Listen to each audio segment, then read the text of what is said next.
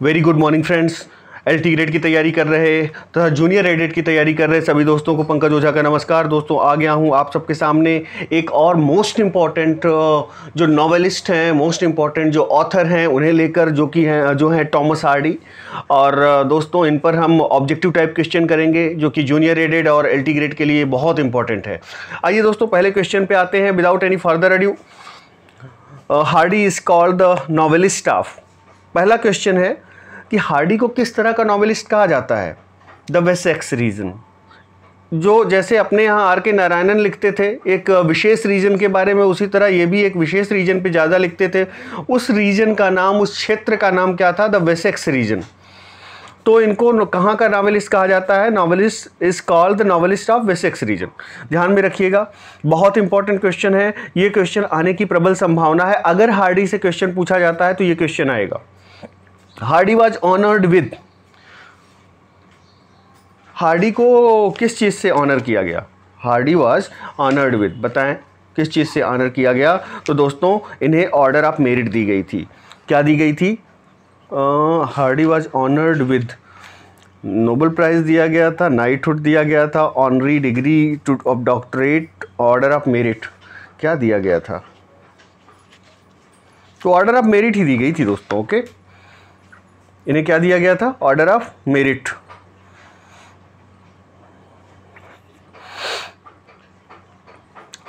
What is meant by Wessex? Wessex से क्या अर्थ हम निकालें, क्या मतलब होता है वेसेक्स का? तो वेसेक्स का मतलब होता है the region in which Hardy's novels are set.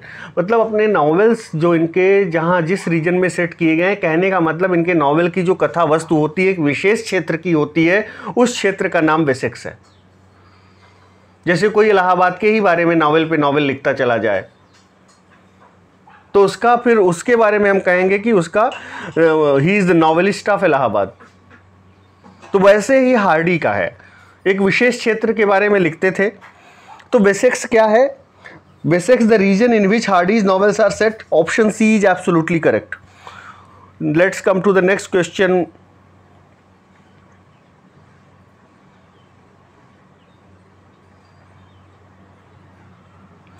Question number 4. It is said that most important character in Hardy's novels is not a person but a place. ये कहा जाता है कि सबसे जो महत्वपूर्ण कैरेक्टर है, जो सबसे महत्वपूर्ण पात्र है हार्डी के नॉवेल में, वो कोई कैरेक्टर नहीं है बल्कि एक स्थान है, एक प्लेस है। तो व्हाट इज़ दैट प्लेस? किस क्षेत्र की बात हो रही है? बार बार एक ही क्षेत्र की बात हो रही है, चूंकि उसी क्षेत्र के बारे में लिखा है तो वेसेक्स रीजन हो जाएगा कि इनके नॉवेल्स में स्थान का ज़्यादा महत्व है, कैरेक्टर्स का कम महत्व है। Next question, what is Hardy's Dynasts? Hardy का डायनास क्या है? An epic drama written by Hardy. ये हार्डी द्वारा लिखा गया एक एपिक ड्रामा है। हार्डी द्वारा लिखा गया एक एपिक ड्रामा है। Dynasts an epic drama written by Thomas Hardy. तो दोस्तों ध्यान रखिएगा, डायनास पे क्वेश्चन पूछे जाते हैं। तो डायनास से रिलेटेड आपको याद होना चाहिए कि डायनास किसके द्वारा लिखा गया है, और डायनास के बारे में थोड़े से डिटेल भी आपको मालूम होने चाहिए। क्लोजेट ड्रामा है, ये भी ध्यान रखिएगा। क्लोजेट ड्रामा आप पूछेंगे ये सर क्या होता है? बहुत सारे लोगों को पता भी होगा और सोच रहे होंगे कि सर बिल्कुल बुद्धू समझते हैं। नहीं, हम जब पढ़ा रहे होते हैं तो हम ये समझते हैं कि जिस मेरे स्टूडेंट को कुछ भी नहीं आता वो भी मेरे लेक्चर को सुने और समझ जाए, तब एक टीचर की सफलता है। अदरवाइज टीचर असफल है। आप अगर फेल होते हैं तो आप नहीं फेल होंगे, मैं फेल हो गया।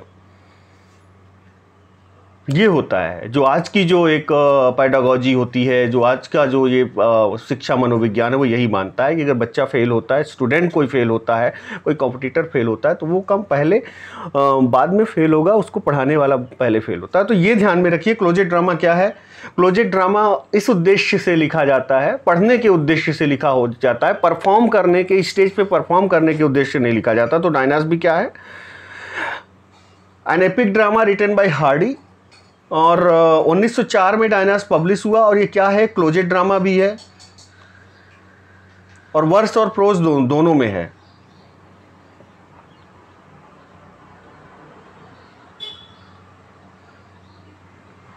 तो हार्डी ने इस ड्रामा को कहा था N epic drama of the war with Napoleon, इन्होंने ये कहा था इन 3 पार्ट्स। कितने पार्ट्स में है? 3 पार्ट्स। 19 एक्ट्स, 19 एक्ट में है डायनास, एंड 130 सीन्स। कितनी सीन है? 130 सीन है। 3 पार्ट है, 19 एक्ट है, 130 सीन है इसमें।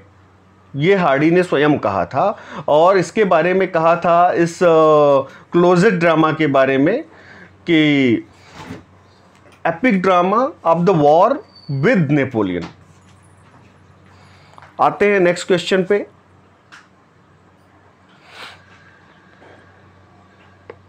अच्छा दोस्तों, हाँ, आपको हार्डी की शायद जन्म और मृत्यु बताना मैं भूल ही गया। खैर, आपकी इंफॉर्मेशन के लिए बता दूं कि टॉमस हार्डी का जन्म, अगर मैं बात करूं तो इनका जन्म हुआ था 2 जून 1840 को। 2 जून 1840 को स्टिन्सफोर्ड, यूनाइटेड किंगडम में जन्म हुआ था। यूनाइटेड किंगडम क्या है? इंग्लैंड तथा अन्य महाद्वीपों को मिलाकर और भी द्वीपों को मिला के, आइलैंड्स को मिला के, इंग्लैंड भी एक आइलैंड है, और आइलैंड जहाँ जहाँ मतलब और कई आइलैंड को मिला के ये यूनाइटेड किंगडम बनता है। इस पे भी क्वेश्चन आता है जीएस में, और इंटरव्यू में यूपीपीसीएस के क्वेश्चन पूछे जाते हैं। There is a difference between England and United Kingdom, जो जीएस वाले समझ रहे होंगे। नेक्स्ट, अगर 2 जून 1840 स्टिन्सफोर्ड यूनाइटेड किंगडम में जन्म होता है, और 11 जनवरी 1928 को डॉर्चेस्टर यूनाइटेड किंगडम में ही इनकी डेथ होती है। डॉर्चेस्टर में डेथ होती है, और स्टिन्सफोर्ड में जन्म होता है। जन्म की तारीख है 1840, डेथ की तारीख है 1928। तो ये है, मैंने इतना सा बता दिया, और आगे चलते हैं चूँकि समय नहीं है। Exams are around the corner, and फिर से देखिए, पूछ ही लिया। कई बार मैं जिस चीज़ को एक्सप्लेन करता हूँ नीचे क्वेश्चन ही आ जाते हैं। इसका मतलब है कि साफ साफ इसका मतलब है कि इंपॉर्टेंट होता है। जो मैं बताता भी हूँ उसको भी ध्यान से देखा कीजिए। What is Hardy's Dynasts? ये क्वेश्चन था ना। What is Hardy's Dynasts, the epic drama written by Hardy. How many parts are there in Hardy's Dynasts? तो 3 पार्ट है। कितने पार्ट्स हैं हार्डी के डायनास में? 3 पार्ट है। What is the central theme of Hardy's Dynasts? Central theme क्या है? Napoleonic war पे बेस्ड है, अभी बताया हूं आपको। सेंट्रल थीम क्या है? नेपोलियनिक वॉर पे बेस्ड है। नेक्स्ट क्वेश्चन पे आते हैं दोस्तों। Hardy believed in the philosophy of, किस तरह के दर्शन में विश्वास करते थे हार्डी? हार्डी विश्वास करते थे इमिनेंट विल में। किसमें? Imminent will. इमिनेंट का अर्थ क्या होता है? इमिनेंट विल में किस तरह की फिलॉसफी में विश्वास करते थे? Eminent will. एमिनेंट का अर्थ होता है दोस्तों निरंतर, विल मतलब इच्छा। ओके, तो एमिनेंट विल का मतलब क्या हो गया? एमिनेंट विल का मतलब क्या हुआ?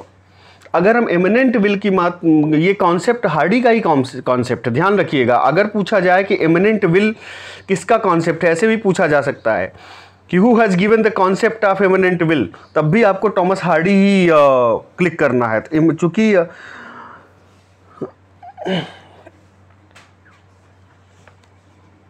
इनका हार्डी का दरअसल ये मानना है कि एक ताकत होती है जो हमारे और वो ताकत तो बिल्कुल निष्पक्ष होती है, बिल्कुल ब्लाइंड होती है, और वो ताकत हमारे भाग्य का निर्धारण करती है। मतलब एक कोई ताकत होती है, अनजान फोर्स होती है जो हमारे भाग्य का निर्धारण करती है। वो बहुत इंडिफरेंट होती है, उदासीन होती है, बहुत ब्लाइंड टाइप की होती है, और कई बार हमारे जीवन में सुख और दुख के लिए वो ताकत ही जिम्मेदार होती है। उसी को इन्होंने एमिनेंट विल कहा।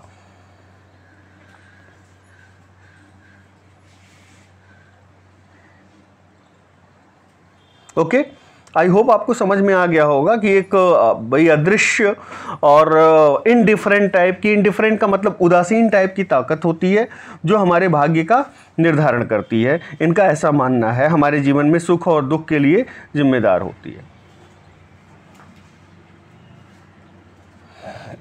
ये टोटल एमिनेंट विल का कॉन्सेप्ट है।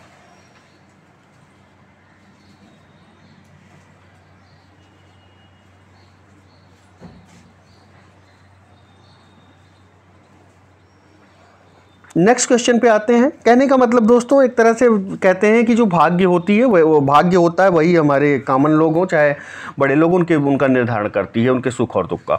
हार्डी वाज एसेंशियली हार्डी क्या थे? तो अगर बात करें एसेंशियली हार्डी क्या थे तो एक एग्नोस्टिक थे। क्या थे हार्डी? एग्नोस्टिक। हार्डी क्या थे? एग्नोस्टिक। अब एग्नोस्टिक किस चिड़िया का नाम है आप मुझे बताइएगा। वन वर्ड सब्स्टिट्यूशन तैयार कर रहे हैं कि नहीं आप? एग्नोस्टिक का क्या मतलब होता है? You have to be prepared for one word substitution. Agnostic होता क्या है बताइएगा, कमेंट में बताइएगा। कुछ लोग कमेंट करते हैं, उनके नाम मैंने नोट कर रखे हैं, किसी दिन उनके नाम हम लेंगे। और सबसे बड़ी बात है कि लोग मेरी बातों को सिंसियरली लेके कमेंट करते हैं। और दोस्तों इसके साथ और बता दूं कि बहुत सारे कोचिंग वाले चूँकि इतने कम में 1600 रुपये में मैं LT के लिए पढ़ा रहा हूँ अभी फ़िलहाल कंसेशन में, बहुत कम फीस लेके, तो कई बार जो पता नहीं कुछ लोगों को बहुत कष्ट होता है और कई तरह के बहुत ही एक अशोभनीय टाइप के कमेंट भी देखने को मिल रहे हैं जो कि बहुत दुर्भाग्यपूर्ण है। लेकिन हम कुछ कह नहीं सकते, पब्लिक फोरम है। अगर 10,000 लोग मेरे साथ पढ़ रहे हैं तो हम सारे कमेंट्स को तो नहीं रोक सकते, हम कमेंट्स को टर्न ऑफ तो नहीं कर सकते। लेकिन ये बहुत दुर्भाग्यपूर्ण है कि लोग कई बार बहुत गंदे कमेंट करते हैं जो कि अब मेरे पास फ़ोन भी आते हैं, धमकी भरे फ़ोन भी आते हैं और हैंडल करना पड़ता है। इतनी कम फीस कहाँ लोग यहाँ पे इलाहाबाद में 16,000 में भी जो यहाँ के टीचर हैं नहीं पढ़ा रहे हैं। उनकी फ़ीस इतनी ज़्यादा हाई फाई है और कहाँ मैं 1600 में पढ़ा रहा हूँ पूरा लिटरेचर। तो लोगों के ये पचती नहीं बात और कई तरह की धमकियाँ मिलती हैं। यहाँ तक धमकी मिली है, अब अभी आपको ताजुब होगा, छोड़िए जाने दीजिए कि मतलब मैं बता नहीं सकता आपको किस लेवल तक की धमकियाँ मिली हैं। मतलब इस लेवल तक की, मतलब कि बिल्कुल बहुत फैटल धमकियाँ मिल रही हैं। कितने कम में कैसे पढ़ाते हो, पूरा मार्केट चौपट करके रख दिए हो। तो ये थोड़ा सा कई बार चिंताजनक होता है, लेकिन कोई बात नहीं, इन सबसे कोई मुझे बहुत फ़र्क नहीं पड़ता। आइए आगे आते हैं। आपका समय ज़्यादा इंपॉर्टेंट है। मैं जनरली समय लेता नहीं बीच में, आज ले रहा हूँ क्योंकि कल कुछ लोगों ने बहुत गंदे कमेंट किए थे और वो मैं जान रहा हूँ किसके आदमी हैं और किससे प्रेरित होकर, किन कोचिंग से, किन यूट्यूबर से प्रेरित होकर उन्होंने किया था। Hardy believed in the philosophy of, तो किस एमिनेंट विल में वे यकीन करते थे दोस्तों। और अगर एमिनेंट विल की हार्डी वाज एसेंशियली एग्नोस्टिक थे। एग्नोस्टिक क्या होता है, मैंने ये आपसे पूछा है कि आप मुझे बताइएगा एग्नोस्टिक क्या होता है। नेक्स्ट क्वेश्चन पे आते हैं। According to Hardy God is essentially, Hardy के हिसाब से गॉड क्या है, एसेंशियली क्या है। तो हार्डी मानते हैं कि गॉड बिल्कुल इंडिफरेंट भी होता है और यहाँ दोनों ऑप्शन दिए हुए हैं। ये थोड़ा सा टफ क्वेश्चन हो जाता है। तो according to Hardy God is essentially, तो क्या है, तो मर्सीलेस होता है इनके हिसाब से। मर्सीलेस, उस पर कोई प्रभाव नहीं पड़ता। बहुत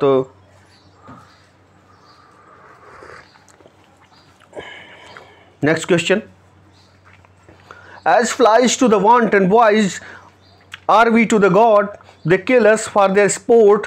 These lines of Shakespeare have been quoted by Hardy in one of his novels. In which of the following novels? ये जो as flies to the wanton boys, ये लाइनें शेक्सपियर के एक नॉवल की हैं। ये लाइनें वर्ड्सवर्थ ने अपने किस नॉवल में कोट की, हार्डी ने अपने किस नॉवल में कोट की है, ये क्वेश्चन है। तो टेस्ट में डर्बे वाइल्स में आप देखेंगे तो ये लाइंस पा जाएंगे आप, शेक्सपियर के प्ले की। शेक्सपियर के किस प्ले से है as flies to the wanton boys, आप मुझे बताइएगा। In which of Hardy's novel the scene of a wife's auction takes place. LT के लिहाज से इंपॉर्टेंट है। वैसे अभी तक जितने क्वेश्चन मैंने पढ़े उसमें से ज़्यादातर LT के लिए इंपॉर्टेंट है, लेकिन चूंकि ये सीधे ये वर्क उनका मेंशन है कि अपनी पत्नी को बोली लगा देता है और अपनी पत्नी को बेच देता है, ये किस नॉवेल में वर्णन है, तो ये द मेयर ऑफ कैस्टरब्रिज में वर्णन है। मेयर ऑफ कैस्टरब्रिज की अगर बात करें तो ये LT ग्रेड वालों को मालूम होना चाहिए कि कब पब्लिश हुई और उसके बारे में जो भी फैक्ट्स है तो वो सब मालूम होना चाहिए। मेयर ऑफ कैस्टरब्रिज के बारे में जो भी जानकारी है आपको मालूम होना चाहिए। 1886 में ये पब्लिश हुआ, एक नॉवेल था थॉमस हार्डी का और ये वेसेक्स नॉवेल की ही कैटेगरी में आता है। LT ग्रेड वाले ध्यान में रखें, जूनियर एडेड वालों को तो कोई मतलब ध्यान में रखना ही रखना है।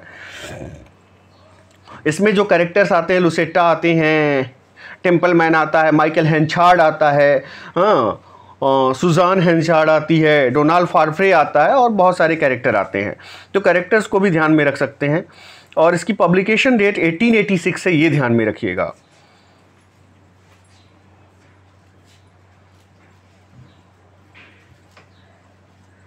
नेक्स्ट क्वेश्चन पे आते हैं। Hardy gives to one of his novels the title far from the madding crowd. एक नावल का title far from the madding crowd रखते हैं। एलटी वाले बहुत ध्यान दें, जूनियर एडेड वालों के लिए तो है ही, उनके लिए तो बनाया ही हूँ ऑथर एंड देयर बुक्स, लेकिन इसमें एलटी के लिए जो मटेरियल पड़ा हुआ है वो बहुत ध्यान दीजिए। इन्हीं क्वेश्चन से पूछ लिया जाता है, कई बार तैयारी हम बहुत वो कर रहे होते हैं। फार फ्रॉम द मैडिंग क्राउड जो एक नावल का इनके टाइटल है वो कहाँ से लिया गया है? तो Gray's elegy written country churchyard को आप पढ़ेंगे तो ये लाइनें आपको मिल जाएंगी। कौन सी लाइनें? ये वाली, फार from the madding crowd. Okay, इसको ध्यान में रखें। तो ग्रे के एलजी रिटन कंट्री चर्चयार्ड से इसका टाइटल लिया गया है। आगे आते हैं दोस्तों। Whom does Tess kill in emotional fury? एक भावुक होके और भावना के आवेश में क्वेश्चन पूछा जा रहा है कि ये वाला question, Whom does Tess kill in the emotional fury? किसको मार देती है टेस भावना के आवेश में आके? तो किसको मारती है? एलेक डर्बे वाइल्स को मार देती है। एलेक डर्बे वाइल्स को मार देती है। अगर आप नावल पढ़ेंगे तो आपको समझ में आएगा। अभी इतना ही याद रखिए कि टेस किसी को मार देती है भावना के आवेश में आके, और उसका नाम एलेक डर्बे वाइल है। Clym Yeobright is a character in, Clym Yeobright नाम का कैरेक्टर कहाँ है? तो दोस्तों ये कैरेक्टर आपका रिटर्न ऑफ द नेटिव में मिल जाएगा। कहाँ मिलेगा? रिटर्न ऑफ द नेटिव में मिलेगा। Next question, question number 16। What is the name of the hero of the novel Hardy who rises from position of a hay cutter to the position of mayor? Most important question for LT grade point of view, most important question for junior aided point of view। LT grade के लिए इसलिए बहुत ज़्यादा important हो जाता है क्योंकि Hardy से क्वेश्चन LT grade में पूछे जाते हैं। दूसरा, सीधे LT grade के सिलेबस से टू द पॉइंट सिलेबस से क्वेश्चन है। What is the name of the hero of the novel of Hardy? एक नावल में एक हीरो है, उसका क्या नाम है? Who rises from the hay trusser?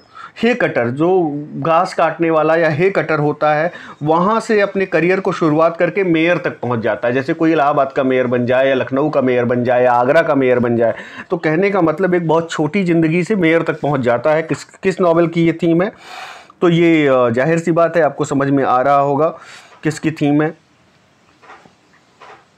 अच्छा, व्हाट इज़ द नेम पूछ रहा है, नाम पूछ रहा है, नॉवेल का नाम नहीं पूछ रहा है। तो नाम अगर पूछेगा तो माइकल हेंचार्ड हो जाएगा।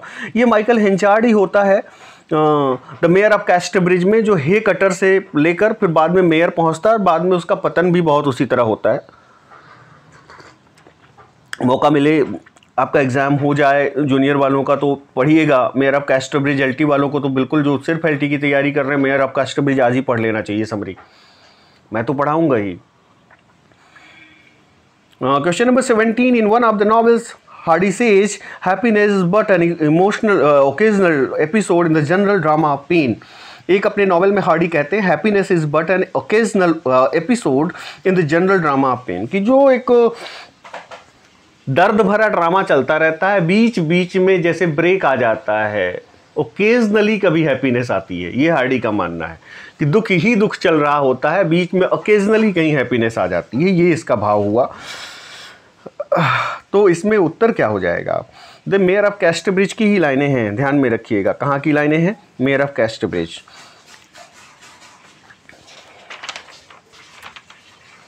खैर, नेक्स्ट क्वेश्चन पे आते हैं। Which of the following heroes writes his will before his death? फिर से बहुत इंपॉर्टेंट क्वेश्चन है। खैर, इसके पहले एक क्वेश्चन छूट रहा है, अभी नहीं तो बाद में मुझे सुनने को मिलता है। इस तरह की आलोचनाएं सुनना अच्छा लगता है, लेकिन if you raise very serious questions, मतलब एक पर्सनल अब्यूज़ पे आ जाओ जस्ट बिकॉज ऑफ समवन, या किसी कोचिंग या किसी भी वजह से, तो ये बहुत बुरी चीज़ होती है, वो भी यूट्यूब प्लेटफॉर्म पे। इस बात का हमेशा ध्यान रखें। क्वेश्चन नंबर 17 हो गया। क्वेश्चन नंबर 18 पे आते हैं। In which novel does Sue Bridehead appear as a character? Sue Bridehead character के रूप में कहाँ आती हैं, एक पात्र के रूप में? तो इनकी बात करें तो तो ये जूड द ऑब्सक्योर में आती हैं। कहाँ आएंगी दोस्तों? जूड द ऑब्सक्योर में आएंगी। कौन? सू ब्राइडहेड। सू ब्राइडहेड जूड द ऑब्सक्योर में ये कैरेक्टर आता है। जूड द ऑब्सक्योर आप इतना भी अभी याद रखें तो बहुत बड़ी बात होगी। जूड द ऑब्सक्योर हार्डी द्वारा लिखा गया है। Next question, in which novel does Sue Bridehead appear as a character? हो गया 18। 19 पे आते हैं। इन विच नॉवेल डज गायस Winterborne appear as a hero? गायस विंटरबॉर्न वुडलैंडर्स में हीरो के रूप में आते हैं। Next question, which of the following heroes writes his will before his death? अपनी मृत्यु के पहले अपनी विल लिखना। विल मतलब ये लिख देना कि हमारा उत्तराधिकारी कौन होगा, हमारी ज़मीन जायदाद। अभी इलाहाबाद में बहुत फेमस एक आत्महत्या, तथाकथित हत्या हुई है, तो उसमें विल लिखी गई है कि कौन जो कि हमारे बाद उत्तराधिकारी होगा। तो आई होप आप विल, चूँकि ये भी वन वर्ड सब्स्टिट्यूशन में पूछता है, जिसे वसीयत कहते हैं हिंदी में। तो कौन सा हीरो है? इसमें इतना टाइम क्यों दे रहा हूँ? 80 ग्रेड के लिए सीधे सीधे सिलेबस में है। विच of the following heroes writes his will before his death? तो कौन लिखता है अपनी विल? और ध्यान रखें, जूनियर रेडेड वाले हार्डी को आप नहीं मिस कर सकते। कुछ जैसे ऐसे नॉवेलिस्ट हैं जिन्हें बहुत इंपॉर्टेंट है, एक लाइन इनकी याद होनी चाहिए। अपनी मृत्यु के पहले अपनी वसीयत लिखने वाला कौन सा हीरो है हार्डी के नावल का? तो ये सीधे सीधे हेंचार्ड हो जाएगा। मेयर ऑफ कैस्टरब्रिज में आता है। मेयर ऑफ कैस्टरब्रिज कब पब्लिश हुई आपको बता चुका हूँ। मैं नहीं समझता कि बार बार बताने की ज़रूरत है, चलिए फिर से बता देता हूँ। 1886 में पब्लिश हुई, 1886 में। डेट याद रखिएगा, 80 ग्रेड वालों, जूनियर वालों। नेक्स्ट क्वेश्चन पे आते हैं दोस्तों।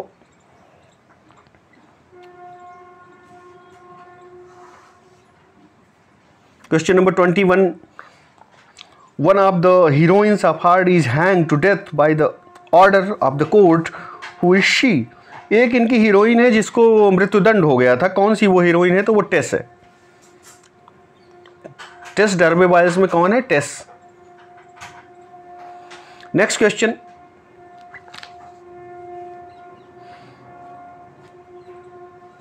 यूस्टासिया वाई अपीयर्स इन? तो ये रिटर्न ऑफ द नेटिव में आती हैं। यूस्टासिया वाई कहाँ आती हैं? रिटर्न ऑफ द नेटिव में। ध्यान में रखिएगा, return of the native.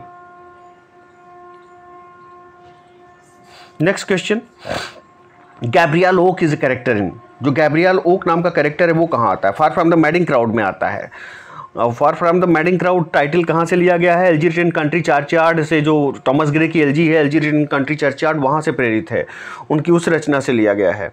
Thomas Gray किस लिए जाने जाते हैं? टॉमस ग्रे अपने पिंडारी कोट के लिए जाने जाते हैं। ग्रेवयार्ड पोएट्स में आते हैं। सारे फैक्ट्स याद रखिए धीरे धीरे। लिटरेचर में इंटरेस्ट लीजिए। एलटी क्या है? कोई भी एग्जाम निकल सकता है। Next question, which of the following is poetical collection of Hardy?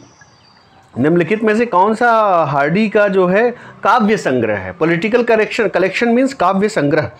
Question number 24, poems of the past and the present? ये हार्डी का काव्य संग्रह है। Poems of the past and the present. Poems of the past and the present के बाद आते हैं दोस्तों question number 25, which of the following is a drama written by Hardy? कौन सा एक ड्रामा है जो कि हार्डी द्वारा लिखा गया? There is a difference between novel and drama. The famous tragedy of the queen of Cornwall. The famous tragedy of queen of Cornwall ये ड्रामा है, हार्डी ने लिखा है। इसको आप याद रख सकते हैं। Next question, Hardy's character are types do not without individuality, whose view is this? की जो हार्डी के कैरेक्टर हैं वो उनका एक टाइप है, लेकिन उसमें उनमें ऐसा नहीं कि इंडिविजुअलिटी नहीं है, अपना व्यक्तित्व नहीं है। तो ये जीन ब्रुक्स का स्टेटमेंट है। ये जूनियर के लिए तो बिल्कुल इंपॉर्टेंट नहीं है 26, एलटी के लिए इंपॉर्टेंट हो सकता है क्योंकि हार्डी का पर क्रिटिकल कमेंट है। Next question, who is the rival of Michael Henchard in the Mayor of the Casterbridge? Again LT के लिए सबसे ज़्यादा इंपॉर्टेंट है, जूनियर के लिए तो क्वेश्चन इंपॉर्टेंट है। जो मैं बिल्कुल इंपॉर्टेंट नहीं होता जूनियर के लिए बता देता हूँ। 26 बिल्कुल इंपॉर्टेंट नहीं है जूनियर के लिए।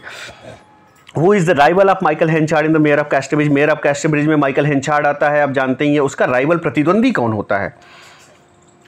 तो डोनाल्ड फार्फ्रे होता है उसका प्रतिद्वंदी। डोनाल्ड फार्फ्रे, याद रखिएगा ये कैरेक्टर्स के नाम एलटी ग्रेड वालों, डोनाल्ड फार्फ्रे, माइकल हेंचार्ड या और बाकी जो कैरेक्टर हैं उनके नाम याद रखना बहुत ज़रूरी है।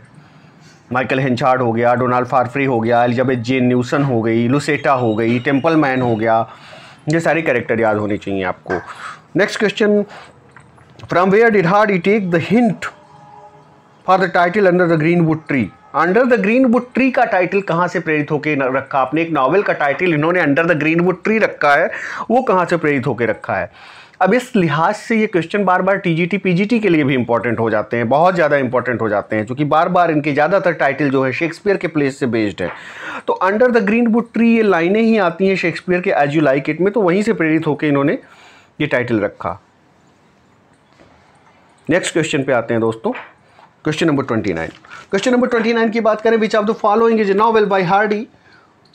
कौन सा निम्नलिखित में से एक हार्डी द्वारा लिखा गया नावल है? तो इसमें लाउडिशियन आंसर हो जाएगा। Next question, which of the following is not a novel by Hardy? निम्नलिखित में से कौन सा हार्डी का नॉवेल नहीं है?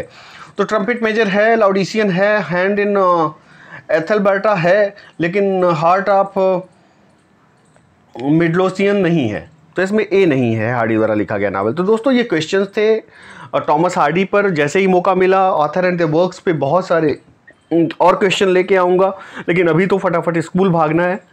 ये वीडियो मैं जब रिकॉर्ड कर रहा हूँ, ये सुबह मैं रिकॉर्ड कर रहा हूँ, इसलिए कह रहा हूँ अभी फटाफट मुझे स्कूल भागना होगा, क्योंकि स्कूल मेरा थोड़ा दूरी पर है और आपके लिए वीडियो भी रिकॉर्ड करना बहुत ज़रूरी होता है। थैंक यू वेरी मच दोस्तों for watching my channel. Please don't forget to like, share and subscribe my channel. Press the bell icon so that you can receive regular notifications of my videos. Thank you very much.